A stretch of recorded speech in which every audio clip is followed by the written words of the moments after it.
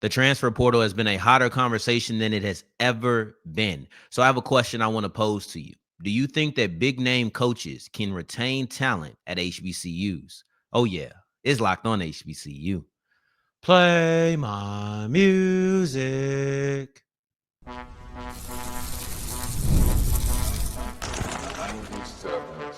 You are Locked On HBCU, your daily podcast covering HBCU sports. Part of the Locked On Podcast Network, your team every day.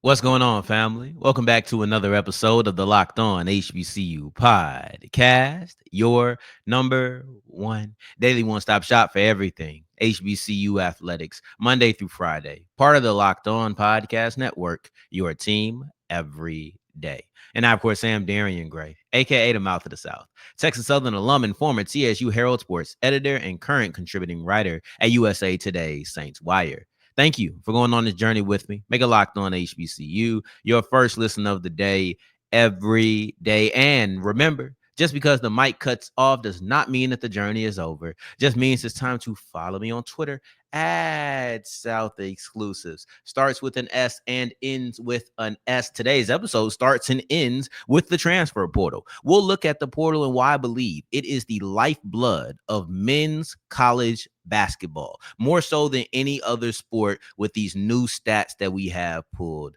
up. But on the women's side, this was a special year.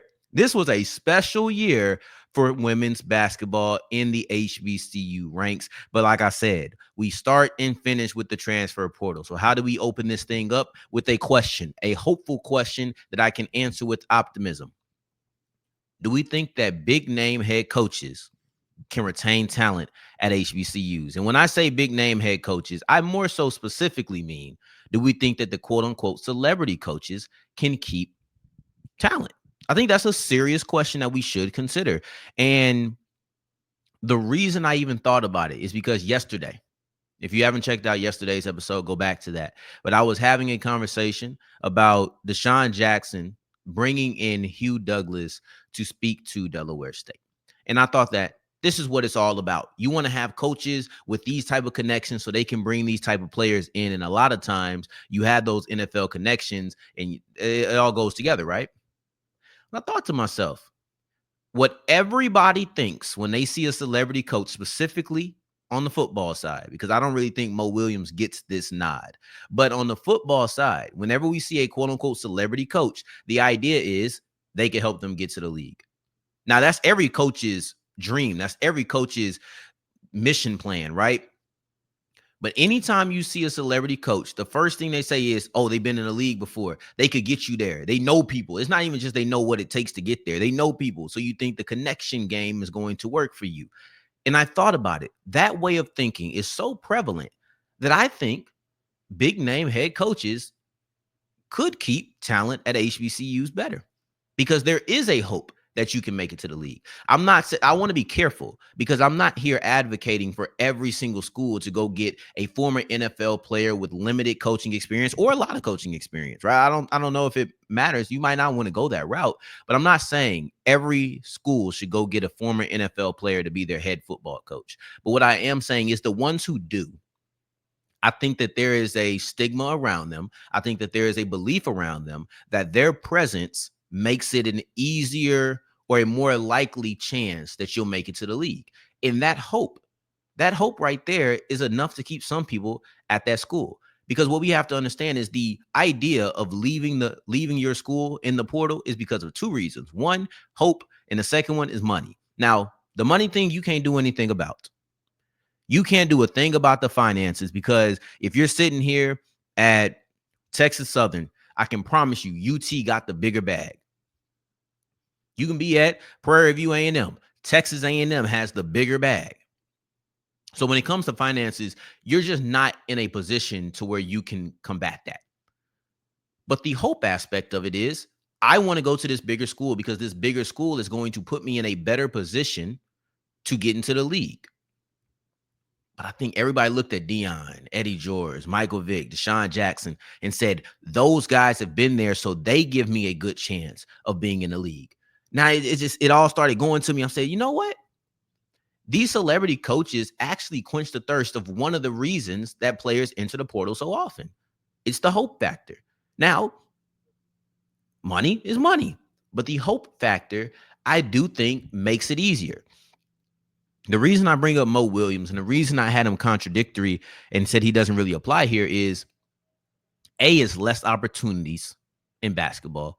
B, it's less players who get drafted or even picked up from an HBCU in basketball because you only have Robert Covington. He'd been in the league for a while. So you don't have anybody. You don't have a Kobe Durant that you can go to. You don't have a Marquise Bell who is undrafted and you could go to. So I think the transfer portal conversation in college basketball versus college football is completely different. And we'll actually get to the basketball side of this in segment 3.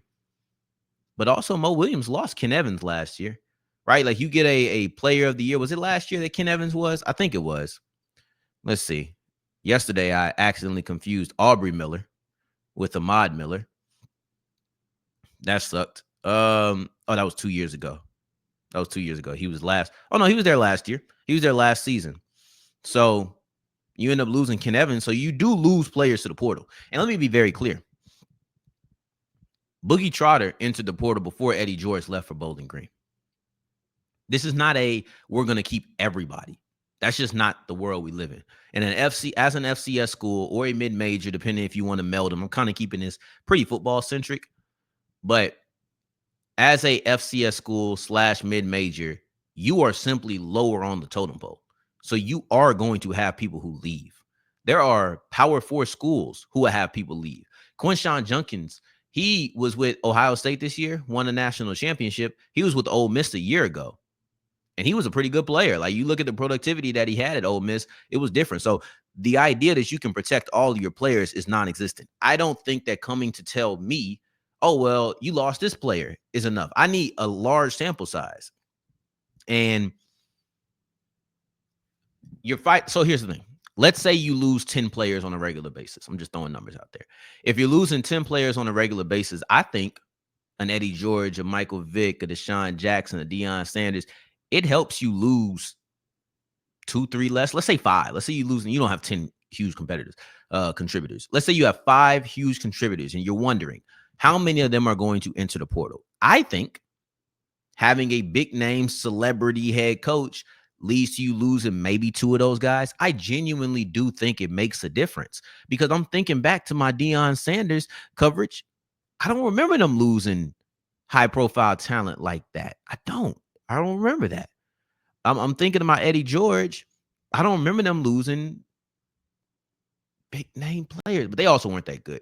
So I think they may have lost like one big time player, but they weren't that good. So I think that does play a part into it. Like I'm just thinking to myself though, it's rare. It's more rare. I don't want to call it rare. It's less likely. Let me know what y'all think. This is not something that has been proven. I don't think that we have a large enough sample size to have a concrete definition or a concrete answer on it. But I do think that it plays a part. So kind of in wrapping this up, we all know that the transfer portal has absolutely ravaged HBCU athletics. We know that. It has absolutely ravaged HBCU athletics. You know, you're looking at Andrew Jones in the portal. Immediately, you knew once he had that great year, he was going to enter the portal. He did. You're looking at guys like Isaiah Land thought about it. He was going to enter the portal, and I don't know what happened. I actually did enter the portal, but I don't know what happened in there that made him come back to fam. But it's just different conversations, you know? And I think Blake Harper, he goes, and I think it's worse for guys who are freshmen who came into HBCUs. I think those players who started at a bigger school, transferred to an HBCU, some of them are more likely to stay because I've already seen that. I know what that's about. I've been in that system. I prefer this. I've had both experiences. But those who haven't had the big school experience, those who are high school freshmen hoping to get recruited by those bigger schools and didn't, whether it's because of grades, whether it's because they just weren't seen, I think that those are the ones who tend to run to it. I really do think having a bigger name head coach gives you confidence. Oh, this guy is going to help me make the NFL. And the biggest reason outside of money that people leave in the portal from HBCUs, at least, I won't speak for everybody, but one of the biggest reasons outside of money is I think that this place gives me a better chance. And I think people feel less like that when you have a celebrity, big name head coach who has been in the league. That's just something that I've noticed. Everybody can't do it, so it does not apply to everybody. It applies to a handful of people. Applies to a handful of people. And I think there's great coaches. I think Shinnisberry is a great coach. I think Trey Oliver is a great coach. And I don't know if they have that same impact because they simply don't have the same NFL pedigree. So I want to be clear. This is not an insulting statement on or an offensive intended to be offensive towards coaches who work their way up the rank and are phenomenal coaches. I just think that confidence is a little different when you're talking about a coach who is in the NFL. That's at least the way that I've seen them talked about. But anyway, I want to keep pushing. I'm going to get back to the portal at the end of today's episode. But you know what? This has been a special year for college women's basketball. It really has. When you look at the amount of teams, the amount of stars, and the amount of postseason play that we've had, yeah, this has been a great year for HBCU women's basketball. And I want to explore, I guess, semi-recap that as we continue with Locked On HBCU. Today's episode is brought to you by Monarch Money. You ever check your bank account and wonder, where'd all my money go? Because between dining out, online shopping, entertainment, it's safe to say that many people lose track. That's where Monarch Money comes in. It's your personal CFO, giving you full visibility and control over your finances. Monarch Money is not just a budgeting app. It's a complete financial command center that allows you to stop just managing money and start building wealth. I'll tell you this. I was surprised to know where my money was most frequently going once I started using Monarch Money, but it allowed me to save a couple $100 here, a couple $100 there. It was beautiful. And I suggest that you do the same. Take control of your finances with Monarch Money. Use the code LOCKEDONCOLLEGE at monarchmoney.com for 50% off your first year. That's monarchmoney.com. Use the code LOCKEDONCOLLEGE. And once you do that, you'll get half off your first year. To me, it's a no-brainer. As we continue rolling on today's episode of Locked On HBCU, I appreciate you for making this your first listen of the day every day. For your second listen, make sure you're checking out Locked On College Basketball because this is the biggest podcast in the biggest time of that sports season. So I would suggest that you go ahead and go to Locked On College Basketball today. Speaking of college basketball, I know all of our HBCU women's basketball games are over. They're done. But this was a special year, man. Like, this was a legitimate special year in HBCU women's basketball. I think that the narratives that we walked into the season with the narratives that we walked into the season with, they lived up to their potential. I think many people were wondering Norfolk State versus Howard. Maybe people were questioning if we would get anybody else, but really looking at those being the two top teams. We're looking at Norfolk State's top two, Diamond Johnson, Kierra Wheeler, what they did last year. Could they build on that? And boy, did they. Let's start off with the headliners. Norfolk State had a special season. Norfolk State had a special year with Diamond Johnson and Kierra Wheeler. And sometimes people fail to live up to expectations. Sometimes people have a special year and then we come back the next year like, okay, can they do it bigger? And they did it. I think that should be stated. Who was I talking to? It don't matter because you don't know him anyway. But the point is, I was talking to somebody. And I was like, the cliche, what you want, a cookie? Like, do you want an applause? Do you want credit for doing what you're supposed to do? Sometimes I do. Like, sometimes you do deserve credit for doing what you're supposed to do. So I remember who I was talking to now. But the point is, Diamond Johnson and Kierra Wheeler came into this season with massive expectations. Norfolk State women's basketball came into this year with massive expectations. And do I think that they deserve credit for doing what they're supposed to do and taking care of business? Yes. Now, that being said, they went above and beyond with it. They knocked off an Auburn. They knocked off a Wyoming. They knocked off a Mizzou. They got to a 13 seed in the NCAA tournament. Is that what was expected of them? No. So they did go above and beyond. But they lived up to expectation. They didn't let down. They didn't take their foot off the gas. They completed a three-peat, right? So I realized halfway through, maybe not the best example for somebody who just lived up to expectations, but I do feel like them being great was something that they needed to do again, and they did it. They did that. Southern makes it to the NCAA tournament. My biggest question going into the season, who would take the crown? The SWAC women's basketball crown was up for the taking. Tamika Reed had left. Jackson State had to prove that they're still the top dog. And you know what? They proved that they're one of them. They proved that they're one of them. But you go through SWAC women's basketball. Southern had won a title just 2 years ago, right? So that's their second title in 3 seasons. You're looking at Jackson State with a new head coach. With the new head coach, what was Jackson State going to do? All they do is be one of the top 4 teams in that conference. You're looking at Dawn Thornton at Alabama A&M. She has a new team that she's taking over. We wanted to see if she could supercharge that squad, and she did. And then you look at Texas Southern, who nobody had expectations for. Nobody had expectations for TSU, and they were the surprise team of the season. They ended up being one of the top 4 squads. When you go into the actual season, right? Because SWAC women's basketball, I believe, was exhilarating. SWAC women's basketball was great because you had preseason narratives that we wanted to search for. And then once the season started, we had new narratives that formed, but they all kind of meshed together in a sense. I wanted to know who would take Jackson State's crown. And it ended up being a 4-team race between Southern, JSU, TSU, and Alabama A&M. People wanted to know, how would Dawn Thornton perform switching over to Alabama A&M? All she did was lead them to their first 20-win season as a D1 squad. You're looking at Texas Southern as a Cinderella team. You're looking at Jackson State as not really taking that far of a step back, still being a competitor. What more could you possibly ask for in SWAC women's basketball? Legitimately, what more could you ask for? Southern lives up to everything that they expected to be and wins their second title in 3 seasons, makes it to the NCAA tournament, goes into the first 4, and they win a game there. When I say that HBCU women's basketball has been has had a special year, I'm not just looking at the SWAC. I'm looking at the MEAC. I thought that Howard versus Norfolk State, the trilogy within the year, lived up to its potential. Norfolk State gets to a historic seed for them. You're looking at a really competitive game, some big time wins throughout the season. This was a great year. Matter of fact, let's not stop it there. You look at the WNIT. You have 4 schools who went to the WNIT. 3 of them won games. Howard, Coppin State, and TSU. They all won their first round game. They did falter in the second round. But when you're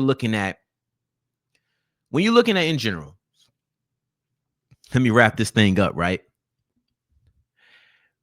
HBCU women's basketball was special because on the MEAC side, you had a team that was great, who leveled up even further, made it to 30 wins, made it to a 13 seed. The 2 top players on that team continued to be stars and lived up and exceeded expectations when we didn't think that they would be able to exceed anything, right? Like they already had a bar that was through the roof. We didn't know you could add another story to that. You're looking at the trilogy of Norfolk State versus Howard. That was, in my opinion, the heartbeat of that season, and it was great every time. You're looking at the SWAC, that 4-woman mashup between TSU, Southern, Jackson State, Alabama A&M. You wanted to see who could take that crown. It ended up being Southern. JSU didn't disappoint. New coaches in new areas didn't disappoint. You're looking at the postseason play.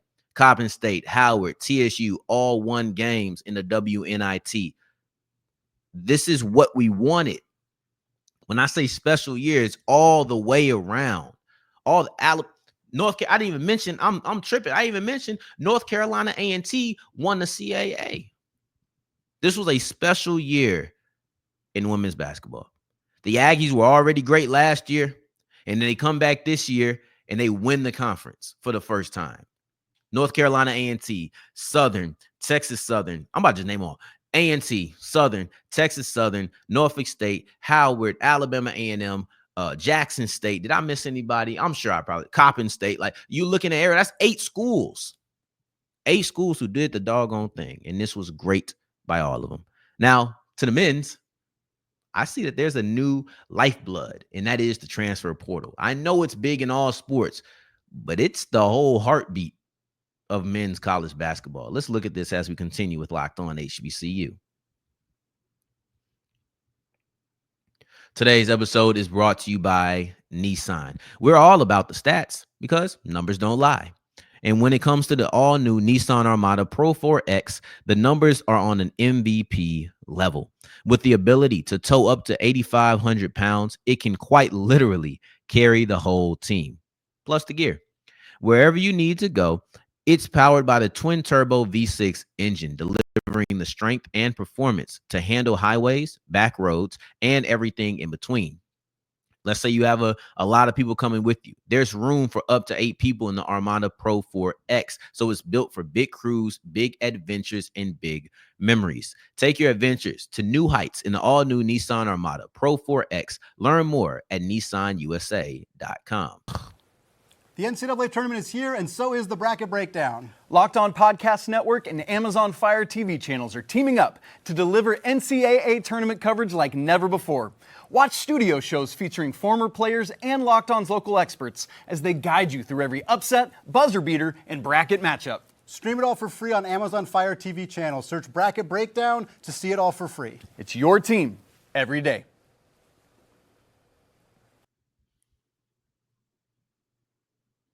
After wrapping up today's episode of Locked On HBCU, I appreciate you for making this your first listen of the day, every day, making it all the way to segment 3. And I thank you 2 times for that. Thank you. Thank you. The transfer portal is the lifeblood of college basketball. And there's 2 ways to build your team. You got the Dookie way, and you got not Dookie like the children Dookie, but like, you know, the Dookies, baby. Dig that how. Anyway. The point is, you got the Duke way, the Kentucky way, the Calipari way. Like you have all of that, and then you have the transfer portal. And it feels like the transfer portal is becoming the lifeblood of all of this. You know, like even if you go through. So I have this stat that I thought was pretty cool. It made its rounds around Twitter, and I also found a new one on Instagram as well. So I'm gonna pull up both of these. But this is where every Sweet 16 starting 5 began to play college basketball. And as you go through it, Duke has 4 members from Duke because they all do one and dones, right? Like the Duke, Calipari, Kentucky way is to go one and done. So that's not impressive. The fact that you have a bunch of people from your own school who started there, they're leaving next year. So that's not impressive to me. Of course, you're going to have a bunch when I know that they're not going to stay long. But you have 4 Duke players on Duke. I'm assuming this is UH because it's 3 UH players. I can only assume that, right? Michigan State has 4 Michigan State players. I didn't even know BYU was still in the tourney, but I'm assuming it is because they got 3 BYU players. So on this graphic, they don't tell you what team is what, but you go through 4 Duke players, 3 BYU players, 3 UH players, 4 Michigan State players, and a very impressive, deserves a round of applause, 5 players from Purdue who are starting for Purdue. Outside of that, there's not another team with 3 players who started playing college basketball at their current university. That's 1, 2, 3, 4, 5. That's 5 of the Sweet 16 teams who have 3 or more players who started playing school at that or playing ball at that school. Everybody else, at least 3 players in the transfer portal. From the transfer portal. You going through them, I'm looking at it. Yeah, at least 3. And most of these teams have 4 and more. At least 3, man. There's one school where every single person on that starting 5 has a different starting school. There's another team right here, Kentucky, Florida Atlantic, Arkansas, Mizzou, Tennessee. That's a starting 5 for a school. This is so much different from where we were 5 years ago in 2019. In 2019, it was a whole different conversation between, this one is minutes, the top 8 in minutes, right? So Duke, all 8 from Duke. Virginia Tech, all 8 from Virginia Tech. LSU, all but 1 from LSU. Michigan State, all from Michigan State. Gonzaga, they had 5 of the top 8 minute getters were from Gonzaga. Florida State had all but 1. Tennessee Tech had 5 of them from their school. Michigan had 7 of 8. Kentucky had 7 of 8. UH had 7 of 8. Auburn had 7 of 8. North Carolina, 7 of 8. Tennessee, all 8. Purdue, 7 of 8. Oregon, 6 of 8. Virginia, 7 of 8. You look at that. In 2019, the teams that made the Sweet 16, the majority of those players started playing school or started playing ball at that school. You go through it. Like, we can talk about starting 5. Oh, well, they just start, and then we have a 6th man. First off, everybody don't have a 6th, 7th man that plays the most, but whatever. Let's try to get all of the excuses out. In 2019, the majority of the teams, matter of fact, in 2019, every single player, every single team from the Sweet 16 had 6 or more players who started playing college basketball at that team, or 5 or more who are in their top 8 minute getters. In 2025, to find a team that has 5 or more, you have to go Duke, BYU, Purdue, UH. The schools I named. Tennessee's at 4. Michigan State, man. That's crazy. That's 1, 2, 3, 4, 5. 5. That's insane. That is absolutely, it made me have to count again, but it's 5. In 20, this is what I'm saying. The lifeblood of college basketball is one and dones or the transfer portal. Because in 2019, every single team, when you look at their top 8 players in minutes, at least 5 of them, and the majority of them were 6 or more, but at least 5 of them started at that university. You fast forward 6 seasons to 2025, and you can find 5 schools where that applies. Find 5 schools. Let's give a round of applause to Purdue, because Purdue has every single one of their top 8 minute getters who came from Purdue. Duke, they got 5, but they're one and done people. Michigan has 7 of 8. Let's applaud that. Let's applaud Purdue and Michigan State, because they are recruiting and developing talent. That's what it tells me. That's what it tells me. But if the transfer portal is the lifeblood of college basketball, then mid-majors, which includes the HBCUs, they're the ones who are supplying all of that talent. A lot of those guys who didn't start universities, who didn't start university, they didn't start playing basketball at that university. They came from mid-majors, like HBCUs, like a guy like Elijah Hawkins, who started at Howard. I'll say it before, I'll say it again. I believe that the transfer portal is the lifeblood of college basketball, and the blood bank is mid-majors. Unfortunately, that's where HBCUs find themselves. Coach Robert Jones called it the new JUCO, and it's kind of hard to disagree. On tomorrow's episode, way more positive, Reggie Barlow is building a phenomenal staff, and he's essentially bringing the DC Defenders to Tennessee State, and it's a homecoming for many of those guys. Let's get into that on tomorrow's episode. In the meantime, in between time, until next time that we hear each other, family, take care, stay blessed. Peace.